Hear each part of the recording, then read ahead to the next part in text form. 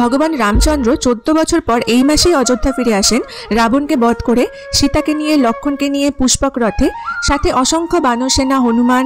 তো এই দিনটাও অযোধ্যাবাসীর কাছে উৎসবের দিন, অত্যন্ত আনন্দের দিন।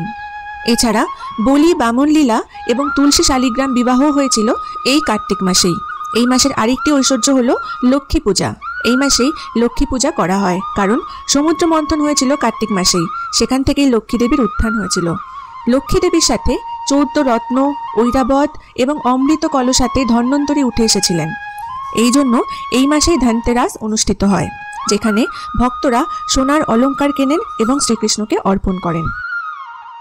এই মাসেই ভগবান শ্রীকৃষ্ণ কুর্মাবতার ধারণ করেছিলেন সমুদ্র মন্থনে সাহায্য করার জন্য, এবং মোহিনী রূপও এই মাসেই ধারণ করেছিলেন দেবতাদের মধ্যে অমৃত বন্টন করার জন্য।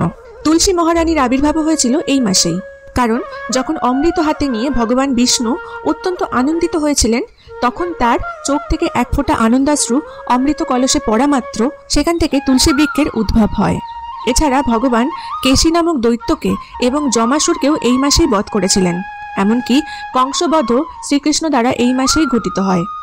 এই মাসেই অক্রূর শ্রীকৃষ্ণকে বৃন্দাবন থেকে মথুরাতে নিয়ে যান।